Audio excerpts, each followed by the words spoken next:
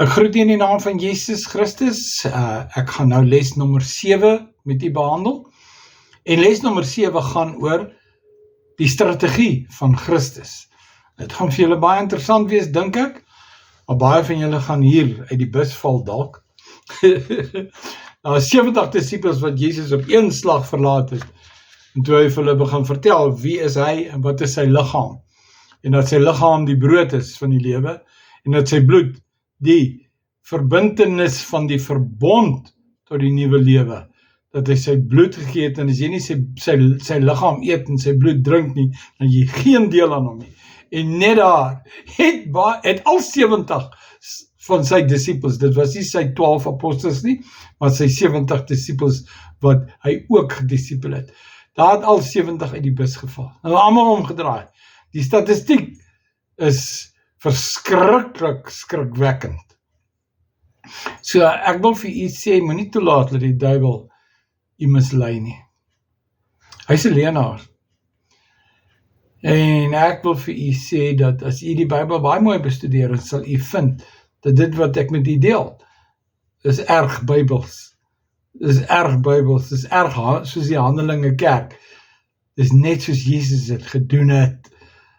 Jy weet mos nou, Jesus het nie 'n kerkgebou gehad nie. En tog het hy oor 3,5 jaar het hy 12 apostels opgelei, waarvan een 'n duiwel was wat hom verraai het, en selfs sy hoofapostel het hom verloon. En hy het uitgehou met die mense, want die mense het hom verstoot, het hom verag, het hom verraai, het hom heeltemal verwerp, want hy was anderste.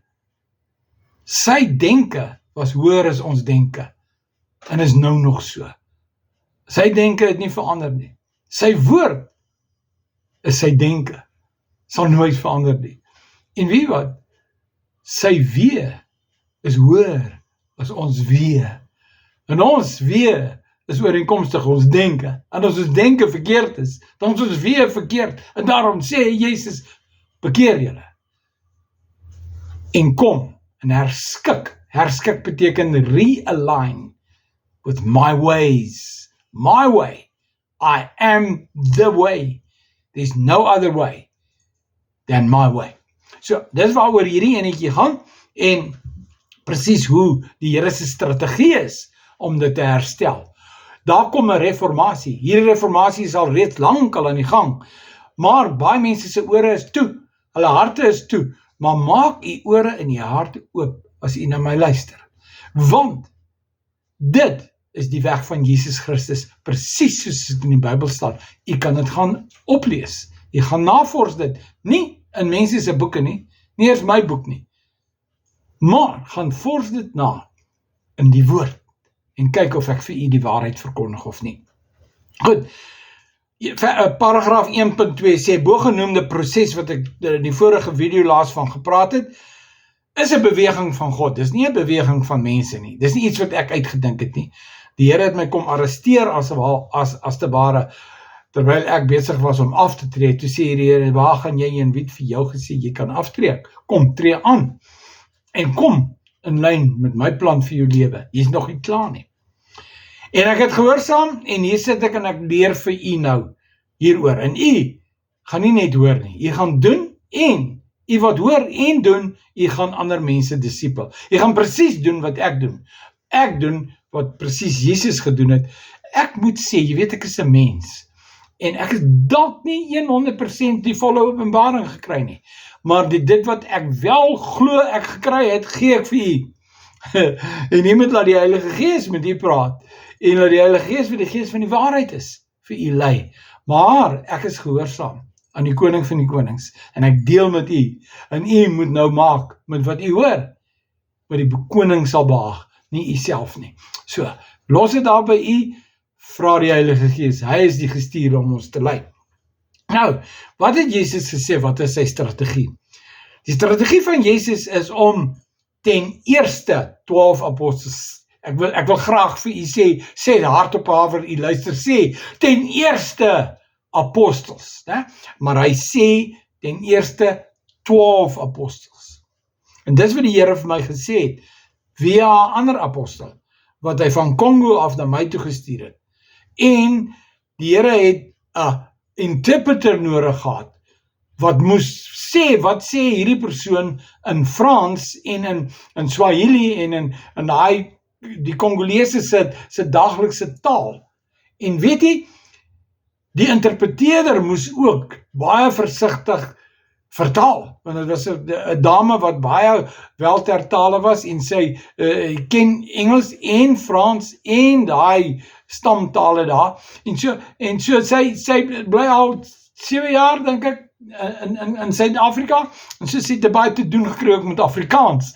Het is interessant hoe die Here hierdie ding saamgesit het, maar wat u nou moet hoor vanmôre, is in 1 Korintiërs 12 vers 28, en ons gaan dit nou lees. 1 Korintiërs 12 vers 28 staan daar die volgende: En God het sommige in die gemeente gestel.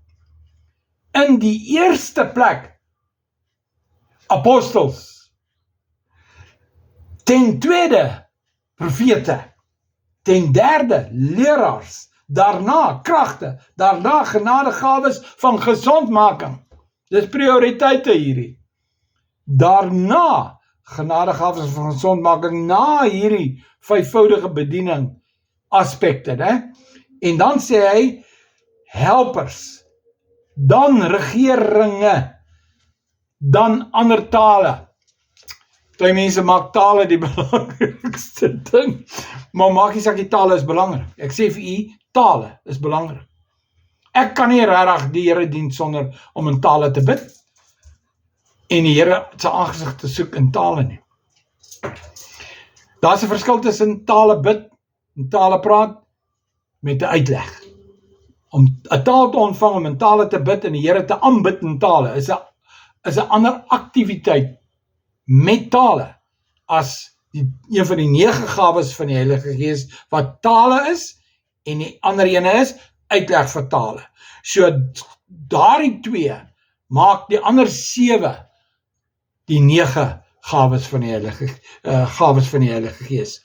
Okay, nou om voor te bou op hierdie ding van ten eerste 12 apostels en dan ten tweede profete. Ons gaan natuurlik dan 12 profete ook kry, né? Want ek weet nie of daar staan nêrens, ek het nie die model van Jesus dat hy 12 profete opgelê het nie.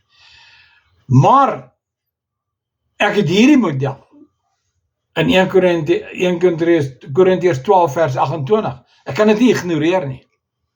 Want ek het aanvanklik eers net 12 apostels gehad, en dis wat Jesus gedoen het, en ek het die model by hom. Hy het 12 apostels voor gebid, die hele nag deur, en Vader het hom gewys, en hy het hulle die name gekry, en hy het hulle geroep, en een van hulle was selfs 'n duiwel, Judas die Iskariot, en ander ene was die hoofapostel oor die Jode, en sy naam is Petrus.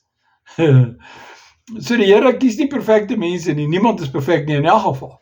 Hou op soek vir perfekte mense, want daar is nie. Maar in Christus is ons perfek. So hoe meer ons strewe om in Christus te wees, hoe meer is ons. Dan kom Christus, hy word meer en ons word minder. So, dan, ek wil jy met hierdie beginsel mooi bedink en herkou hom. Hy sê, daar is ten eerste dit en dat en dat, en dan sê hy, sodat die huisgenote van God opgebou kan word, op die fundament van die apostels en die profete, en daai staan in Efesiërs hoofstuk 2, ek gaan nou vir u dit wys, ek gaan nou daar lees. Okay, Efesiërs 2, vanaf vers 19 tot 22. So is julle dan nie meer vreemdelinge en bywoners nie, maar medeburgers en die heiliges en huisgenote van God. Woe! Jy moet daai woord raak lees. Ek dink nie ons het hom baie goed raak gelees nie, ons het hom gelees, ons moet verstaan nie. As u 'n heilige is, verstaan u dit? Dit beteken jy is apart gesit net vir God se gebruik, vir God se alleen gebruik. Maar hoor, die duiwel kan jou nie gebruik nie, mense kan jou nie gebruik nie. Dit beteken nie jy doen nie gansies en gawes en dien mense nie, jy dien mense.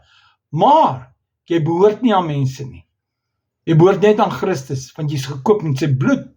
En as jy dan aan hom behoort, dan is jy sy eiendom. En as jy sy eiendom is, dan word jy ook sy huisgesin, sy huisgenoot. Want daar is 'n Vader, daar is 'n Seun, daar is die Heilige Gees, en Jesus is die deur van hierdie huis, en Jesus is die hoof van hierdie huis. Maar God die Vader is die Vader, ook van Jesus, ook van ons. Want ons het hom as Vader gekry, omdat ons in Christus glo, en hy in ons is. Vader, Seun en Heilige Gees. So word die familie gebou. Maar hoor wat staan in vers 20. Gebou op die fundament van die apostels en die profete. Hier is die belangrike ding. Dit is die ding wat ek aanvanklik uitgelaat het in hierdie handves wat ek geskryf het, maar ek het nou ingebring deur die intervensie van die Heilige Gees wat vir my gewaarsku het en vir my wakker gemaak het oor hierdie beginsel van God bou op die fundamente wat apostels en profete. Hulle is die fondasieleers, maar hulle doen dit saam. Ons het al twee nodig. Kan nie net die apostel wees nie. En ek onthou my geestelike vader, Dominee Johan van Mater, het naastigterlik gesoek na daai apostel wat saam met hom, want hy was definitief een van die hoofapostels, hy was definitief die ou wat die voorste was wat apostelskap betref, en die kennis van vyfvoudige bediening. Hy het onder hom groot geword in die kerk, en ek weet het, en sy lering het later aan uitgegaan, en baie mense het die Heilige Gees self ook geleer, maar dit het baie sterk begin by Doom. En ek sê vir julle, hy het geweet, hy moet 'n profeet bykry. Hy moet nie net 12 apostoliese seuns sê nie, hy moet 12 apostels gee, maar ek dink net gepraat van 12 apostels, 12 profete nie. Hy het gepraat van 'n profeet, wat saam met hom die fondasie lê. En dit is wat ek nou vir u ek wil u bewus maak daarvan. Maar ek wil vinnig aangaan, en net hier klaar lees. Hy sê, gebou op die fundament. Wie is die fundament? Jesus Christus. Wie bou daai fundament? Wie is dit? Dit is die apostels en profete. Op die fundament van die apostels en die profete. Wie is die spreek die fundament deur die evangelie van Jesus Christus, en dis hoe hierdie fundamente lê, deur lering. Fundament is foundation. En foundation is gelyk aan lering. Lering. So die leraar is 10/3. So dan moet lering gegee word, nadat die apostel en die profete die fondasie gelê het. Jy moet lering gee op die fondasie wat die apostel en die profete lê. Die leraar moet nie op sy eie aankarring nie, die herder moet nie op sy eie aankarring nie, jy het 'n apostel en 'n profeet nodig. Amen. So, ek sê vir u moet mooi kyk na hierdie skrif, ek sluit af deur dit net vandag klaar te lees. En terwyl Jesus daai fundament is, né, op die fundament, terwyl Jesus Christus self die hoeksteen is. So Jesus is die fundament, die apostel en profeet lê die fondasie, deur lering, deur leiding, deur leierskap, en die leraars vat dit verder en leer dit in fyner detail. En so word die heiliges toegerus vir hulle dienswerk, maar daar is dan ook ander gawes wat moet inkom, soos die herder en die evangelis, wat julle moet toerus, sodat julle evangelisties kan wees. Die evangelis se taak is nie om die siele in te kry nie, sy taak is om dit wel te doen, ja, maar hy moet ons leer hoe om dit te doen. En die herder moet ook vir ons leer hoe om 1 op 1, 1 op 3, 1 op 12 te herder. Dit is 'n vyfvoudige bediening, wat die heiliges toerus vir hulle dienswerk. Alle heiliges moet betrokke raak. Jou grootte van getal wat God in jou gaan toevertrou, hang van jou af en hoe God jou gemaak het. So moet nou nie skrik nie. Rus en ontspan, dat die Here net vir jou verduidelik en vir jou lei in wat jou maat is, wat hy vir jou afgemeet het. Goed, ek sluit af. En wie die hele gebou goed saamgevoeg is, verrys is tot 'n heilige tempel in die Here, in wie julle ook saam opgebou word tot 'n woning van God in die Gees. Nou, jy kan dit nie duideliker kry as dit nie. Halleluja. Ek groet u tot volgende keer. Baie seën vir u.